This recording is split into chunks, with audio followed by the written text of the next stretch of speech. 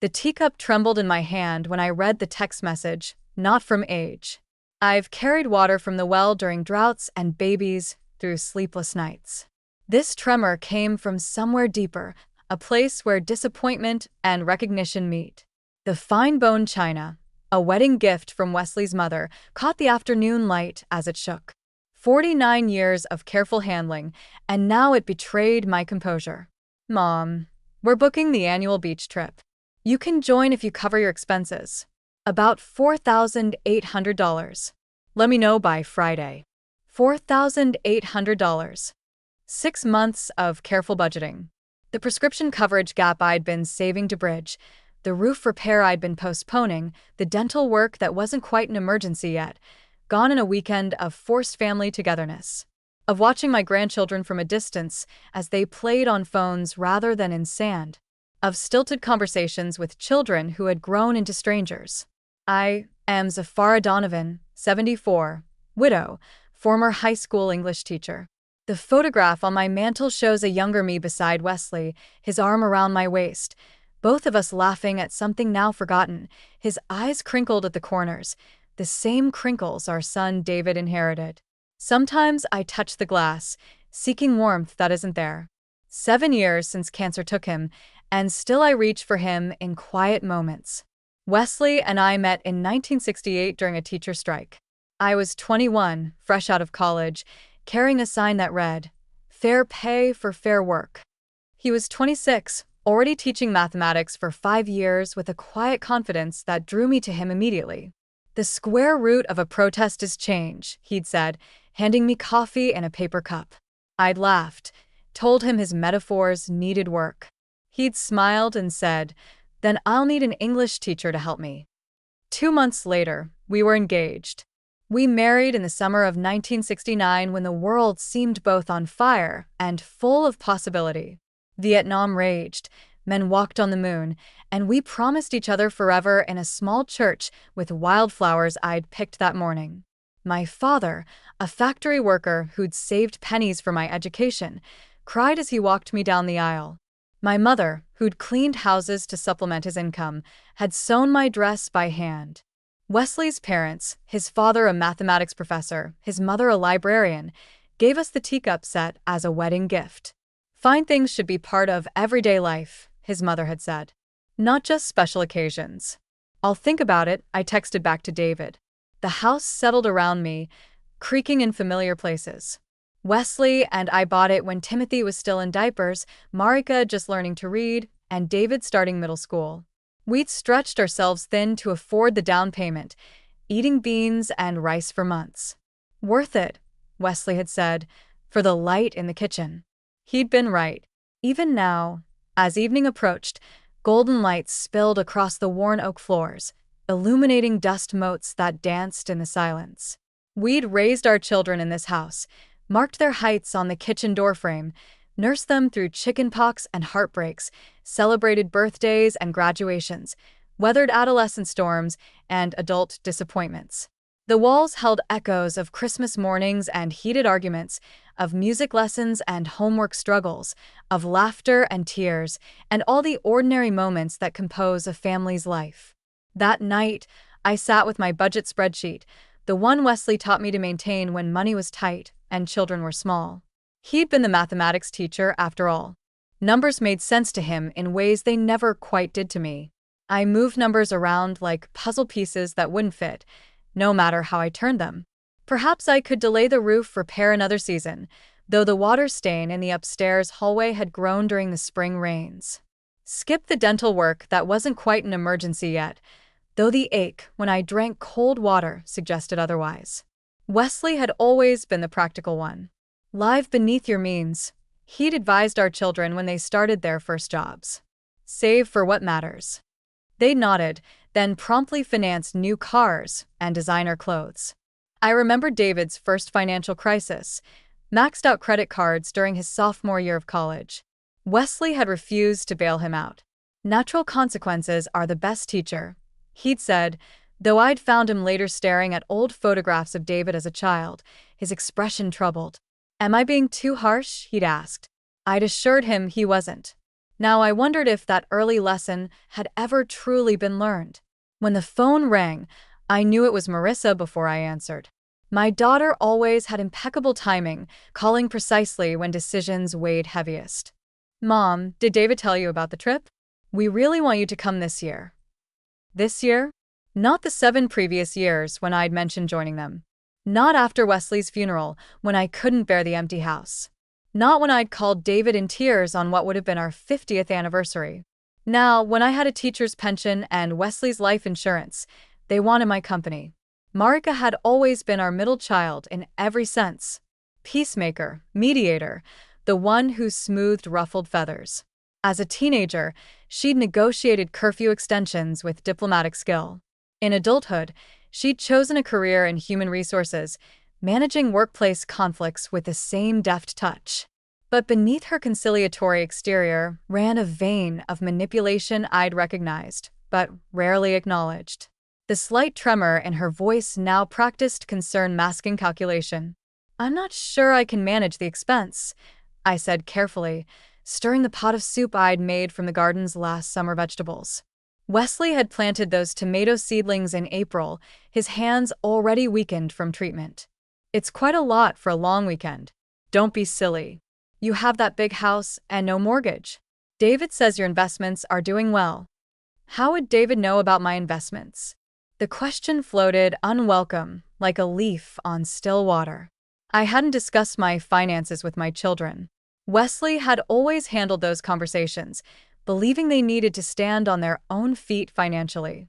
"They'll never learn responsibility if we're their safety net," he'd said when David wanted money for a business venture that sounded suspiciously like a pyramid scheme.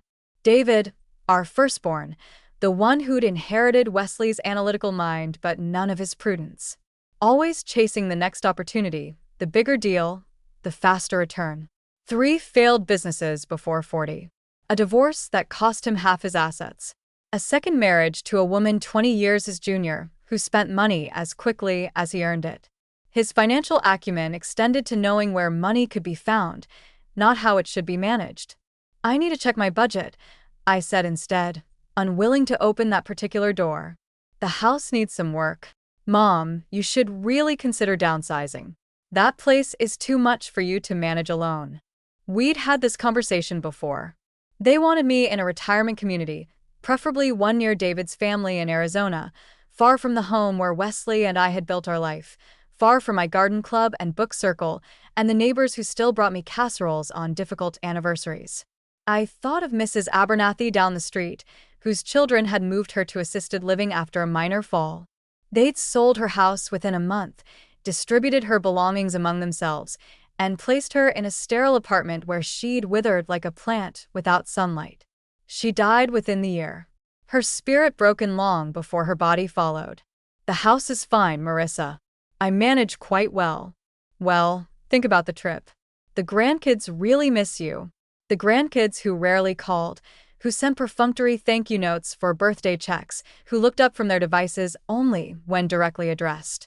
I loved them fiercely, of course, but I harbored no illusions about my place in their lives.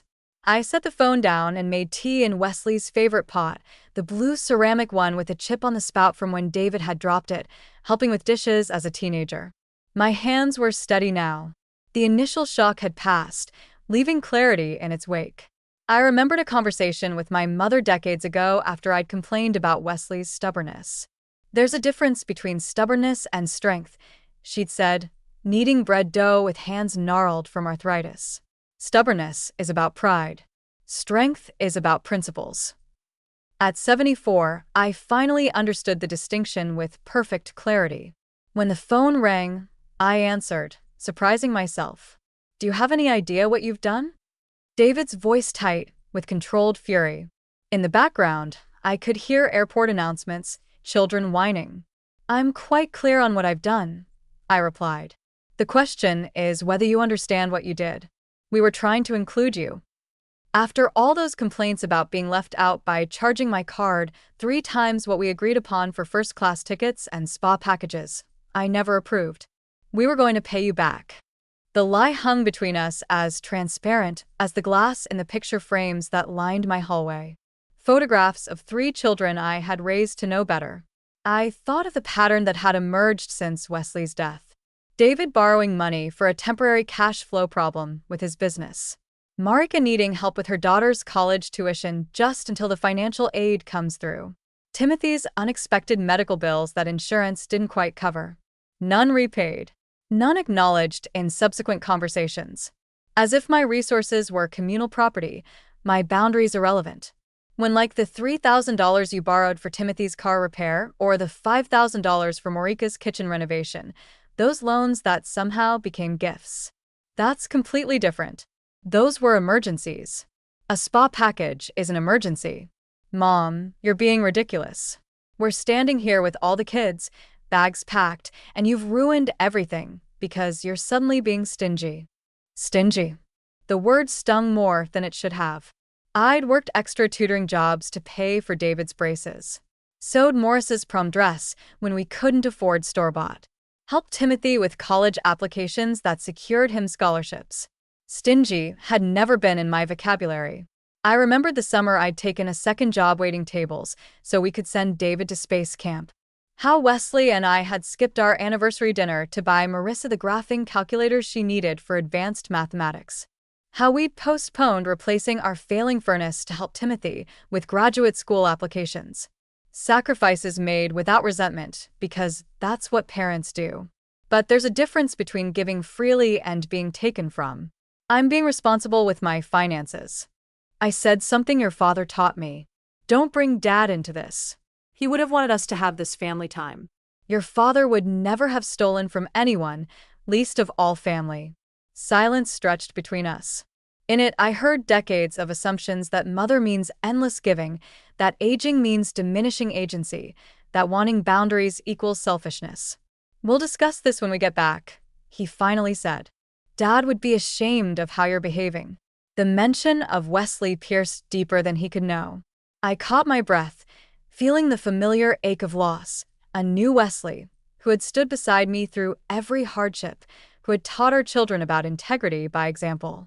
I remembered Wesley's last coherent day, how he'd asked to speak with each child individually. I'd never asked what was said in those private conversations. Now I wondered if he'd sensed what might come, if he'd tried to prevent it with final words of wisdom they'd chosen to ignore. Your father taught me my worth isn't measured by what I give away. My voice dropped to nearly a whisper. A lesson you seem to have missed. I hung up, surprising us both. The day passed in strange calm. I deadheaded more roses, finding peace in the repetitive motion. Read 30 pages of my book club selection, though I'd need to reread them later. The words passed before my eyes without registering. Made soup from scratch, chopping vegetables with methodical precision. Beneath these ordinary tasks, I felt something shifting like tectonic plates beneath still waters. A fundamental realignment of what I would accept from those I loved. My neighbor Harriet called at dusk. We'd moved to the neighborhood the same year. Raised our children together. Supported each other through widowhood. Sephra, David just phoned me looking for you. Said your phone must be broken. He sounded upset. Of course he had. David had always been resourceful when direct approaches failed. My phone works perfectly, I replied, but thank you for telling me. Is everything all right? I considered the question, watching the sunset paint my kitchen walls the color of ripe peaches. Was anything all right? My children had attempted to defraud me. My relationship with them felt irrevocably altered, and yet I felt strangely unburdened, as if I'd set down a weight I hadn't known I was carrying. I thought of Harriet's own family struggles, how her son had moved in temporarily after his divorce and stayed for 7 years, contributing nothing to household expenses. How she'd finally asked him to leave last year, enduring weeks of emotional manipulation before he'd finally gone. How she'd called me in tears the night after, wondering if she'd done the right thing. How her voice had grown stronger in the months since, her laughter more frequent. Not yet, but it will be. That night, I slept dreamlessly for the first time in months. No visitations from Wesley. No anxiety dreams about falling. No waking at 3 a.m. with a racing heart. Just darkness and rest. Morning light brought clarity and purpose. I called my lawyer, Vivian, explaining the credit card situation and my concerns. Vivian had handled Wesley's will and helped me navigate the complexities of widowhood. She was sharp, direct, and took no nonsense, qualities I appreciated now more than ever. Vivian and I had history beyond professional services. We taught at the same school for 15 years, sharing lunch duties and faculty meetings. She'd left education for law in her 40s, a career change that had raised eyebrows but suited her analytical mind. She'd represented Wesley and me when we'd fought the city's attempt to claim part of our property through eminent domain. We'd won, establishing a precedent that had protected other homeowners in the process. "I sense there's more happening here," she said after I'd explained the situation. "There is." I told her about overhearing them 6 months ago during a rare visit to Timothy's home. They'd gathered in the kitchen while I napped upstairs, discussing how I was declining and needed help managing my assets. How David had suggested power of attorney before I made financial mistakes. I'd been dozing in Timothy's guest room. They thought I was asleep. "And were you declining?" "I forget names occasionally. I move more slowly than I once did, but my mind is clear, Vivian. I balance my checkbook to the penny. I remember birthdays without reminders. I read 70 books last year and discussed them coherently with my book club. I didn't mention the moments of disorientation that sometimes came in unfamiliar places, the occasional word that hovered just beyond reach, the fear that someday what they claimed might become true. Age takes its toll even on the sharpest minds. But I wasn't there yet. Not by years. Vivian's silence held understanding, not judgment.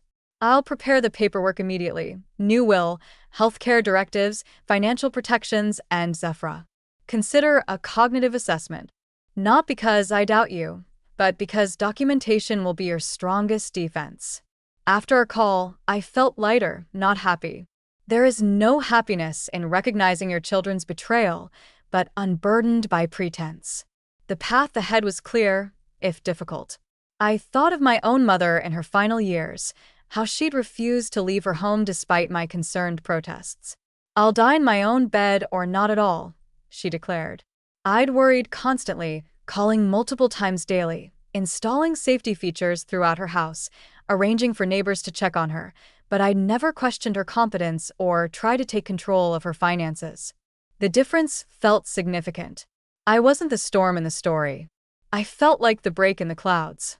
The next day brought rain and retribution. Harriet called at 9:15, her voice low and urgent. "They're here." All three of them just pulled up in David's car. I moved to the window, watching them approach through the curtain of rain. David in front, always the leader, his shoulders set in the same determined line I'd seen when he argued for later curfews as a teenager. Marissa behind him, her face pinched with worry. Timothy trailing, looking as if he'd rather be anywhere else. "Thank you," I said, setting down my teacup with deliberate care. I heard the key in the lock, the spare from beneath the garden frog, footsteps, multiple voices, drawers opening in the entryway table where I kept household papers. "Mom," Marika called. "Are you home?" I remained at my kitchen table, breathing slowly, the teacup before me half full, Wesley's crossword puzzle book beside it, the last one he'd been working on when his hands grew too weak to hold a pencil. I'd completed one puzzle each year on his birthday, using his preferred blue ballpoint pen. They found me there, 3 adults who once fit in my arms, 3 adults I'd nursed through chickenpox and heartbreaks, taught to read and ride bicycles, launched into lives of their own.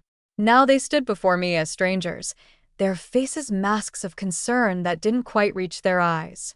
"Why aren't you answering your phone?" Timothy asked, concern painted too thickly on his features. He'd always been the worst liar among them.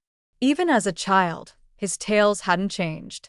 The slight flush along his jawline, the way he couldn't quite meet my eyes. "I saw no reason to," I replied. "Mom, we're worried about you," Marissa said, sliding into the chair opposite me. She reached for my hand, but I kept it wrapped around my teacup. "This behavior, disputing legitimate charges, ignoring our calls, it isn't like you." "Legitimate charges," I repeated softly. $12,000 I never approved. "We thought you wanted to treat the family," David interjected. He remained standing, using the height advantage he'd held since his 15th birthday. After all those years of saying I felt left out, I studied their faces. These people I had carried. Nurse Tot launched, looking for what exactly? Remorse? Understanding? Some echo of the children who once brought me dandelion bouquets and handmade cards, who had sat at this very table doing homework while I prepared dinner, filling the house with chatter about friends and teachers and dreams. I remembered David at 7, proudly presenting me with a Mother's Day card he'd made himself. The letters wobbly but earnest. Marissa at 10, organizing a surprise anniversary party for Wesley and me, complete with hand-drawn invitations and a cake she'd baked with minimal supervision. Timothy at 5, insisting on helping me garden, his small hands patting soil around seedlings with solemn concentration. Where had those children gone? Had they ever truly existed, or had I seen only what I wanted to see? I wanted to be included, I said, not exploited. David's expression hardened. Nobody's exploiting you. You're being dramatic. Dramatic. Another dismissal. Another attempt to reframe my legitimate concerns as emotional excess. I'd seen the same tactics used against female colleagues who raised valid workplace issues, against elderly neighbors questioning their medical care, against anyone whose power was being systematically undermined. Why are you in my house without invitation? The question hung between us. In their silence, I heard the answer. They wouldn't speak because they believed they had the right to my home, my money, my autonomy. We were worried, Marissa finally said. So worried you're going through my filing cabinet. I gestured toward Timothy, who stood near my open desk drawer. He had the grace to look embarrassed. We were looking for the credit card statements. I've called the police, I said quietly. The statement landed like a stone in still water. Ripples of shock crossed their faces, followed by disbelief, then anger. You what? David stepped toward me. I called the police to report intruders in my home.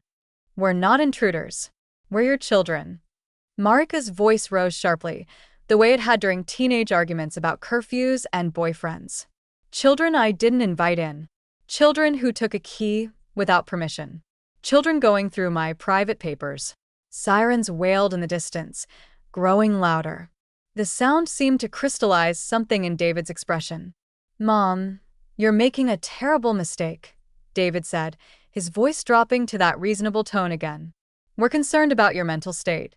These erratic decisions, the paranoia we've spoken to Dr. Patterson about. So that was their approach. Declare me incompetent. Take control for my own good. I'd seen it happen to Eleanor Jenkins down the street. Children who visited twice a year suddenly became experts on her daily needs. Her home sold before she could protest. Her independence evaporating like morning dew. I thought of the article I'd read in ARP magazine about elder financial abuse. How often the perpetrators were family members. How the victims frequently didn't report the abuse out of shame or fear of estrangement. How the legal system often failed to recognize the crime for what it was. I'd felt sympathy for those nameless elders, never imagining I might join their ranks. How fortunate, then, I replied, that I completed a full cognitive assessment with Dr. Eleanor Reed last month. Her report confirms I am mentally sound with above-average function for my age.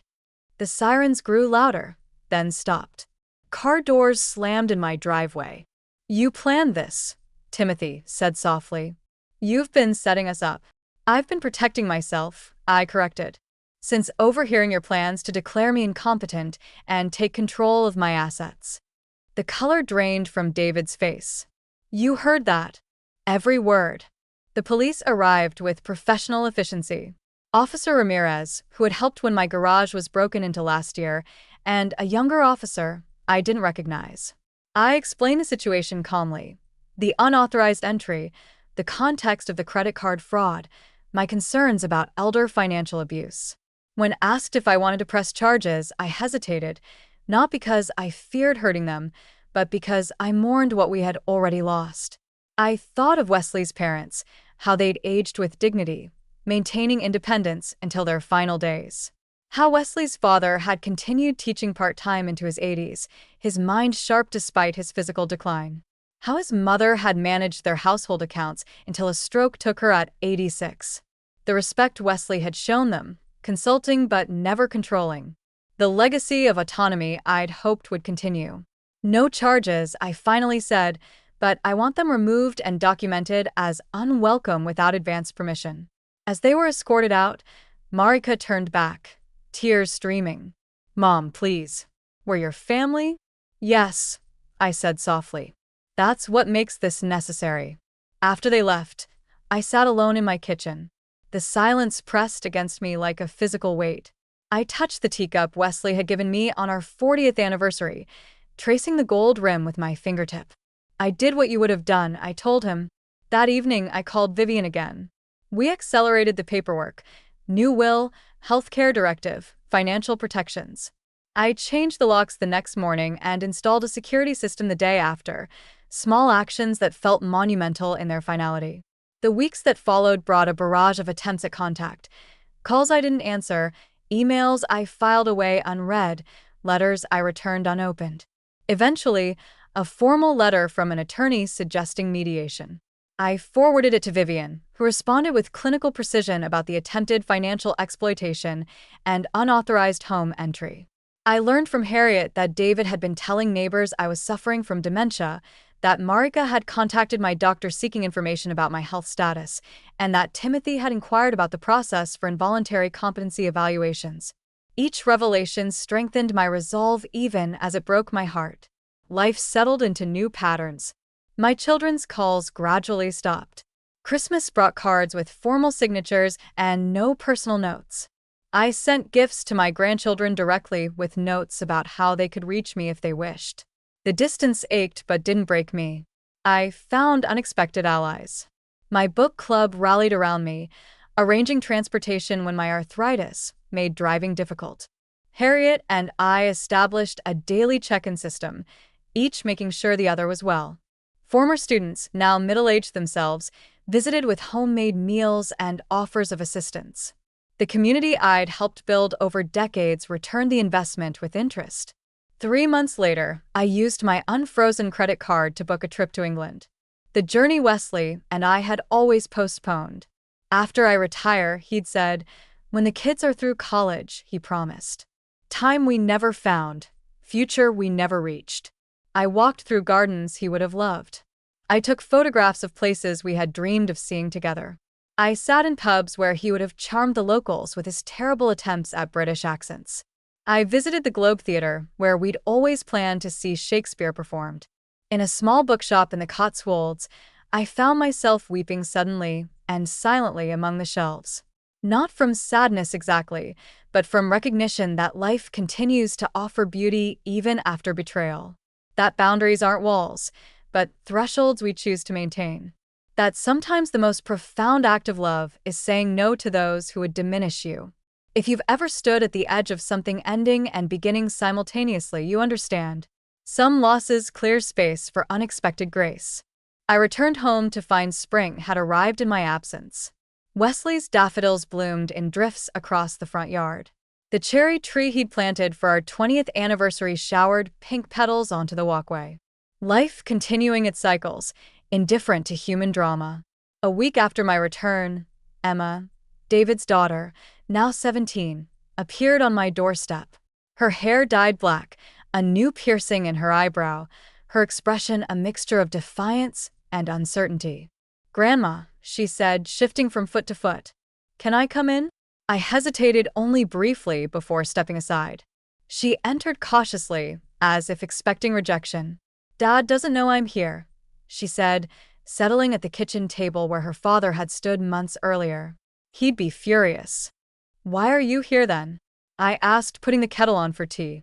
"Because they're lying about you, saying you've lost your mind. But I remember how you helped me with my history project last year. How you explained the civil rights movement better than my teacher did. You're not crazy." I set a cup of tea before her. This child on the cusp of adulthood, showing more insight than her father had managed in 50 years. "No, I'm not crazy. Just unwilling to be taken advantage of. They tried to use your credit card for the whole trip, didn't they?" Her directness startled me. Yes. "How did you know?" I overheard Dad and Stephanie arguing about it. She said it was wrong. He said you owed him for all the years he put up with your interference in his life. She traced a pattern on the tablecloth, not meeting my eyes. Is that true? Were you controlling?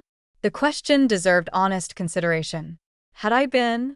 There were times I disagreed with David's choices, expressed concerns about his financial decisions, worried about his parenting, but controlling? I'd never withheld love or support based on compliance with my wishes. I tried to guide, not control, I said finally. Sometimes the line between them blurs. She nodded, seeming satisfied. I want to visit sometimes, if that's okay. I'd like that very much. After she left, I sat in Wesley's chair, considering this unexpected development. One small bridge rebuilt, not with the person I'd expected, but perhaps with the one who needed it most. 6 months after the confrontation, Timothy called. I answered, surprising us both.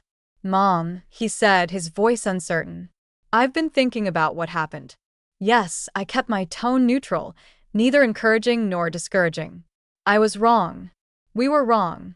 I've been seeing a therapist trying to understand why I went along with David's plan. I waited, giving him space to continue. "I think we got scared when Dad died about losing you too. And somehow that fear turned into trying to control everything about you. Fear does strange things to people," I allowed. "I miss you," he said simply. "And I'm sorry." "I appreciate that, Timothy." I truly do. "Could we maybe have coffee sometime? Just us?" I considered the request, weighing risk against possibility. Coffee would be nice in a public place for now. "Of course, whatever makes you comfortable." After we hung up, I sat in Wesley's chair, watching evenings settle over the garden. One conversation wouldn't heal everything.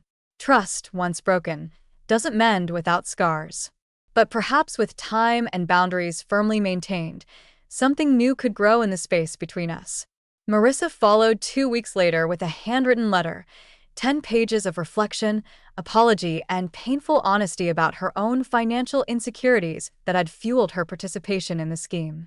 I wrote back briefly but kindly, suggesting she continue her therapy.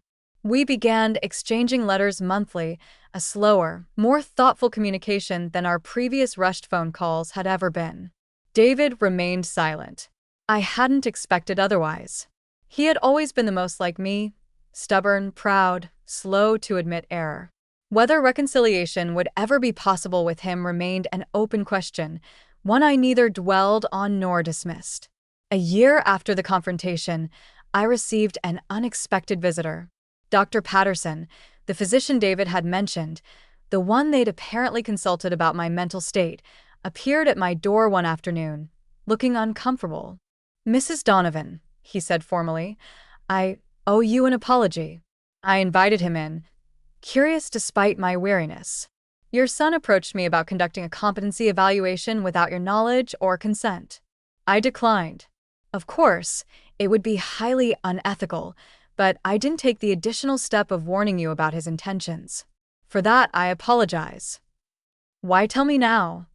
I asked. "Because he's approached another doctor with the same request. Dr. Simmons at Riverside Medical. She contacted me, concerned about the situation. I felt you should know." After he left, I called Vivian again. We added another layer of legal protection, a letter from Dr. Reed documenting my continued cognitive health, filed with the court as a precautionary measure. "Better to build the fence before the horse escapes," Vivian said. 2 years passed. Emma visited regularly, gradually bringing her younger brother along. Timothy and I maintained our monthly coffee meetings, carefully avoiding certain topics but finding common ground in discussions of books, gardening, and his teaching career.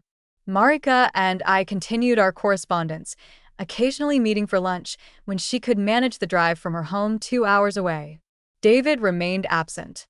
I heard about him through Emma, a new business venture, financial difficulties, tensions in his marriage. I sent birthday and Christmas cards that received no acknowledgement. I left the porch light on every Wednesday evening, a signal established decades ago that family was always welcome. The light remained unheeded. I am Zephyr Donovan, 74, widow, mother, traveler, The woman who finally learned that love without respect isn't love at all, that boundaries aren't selfish but sacred, that age brings not just limitation but clarity. Some days, I still set the teacup Wesley gave me on the windowsill while deadheading roses. The light catches the gold rim, flashing like distant lightning, a reminder of storms weathered and those yet to come.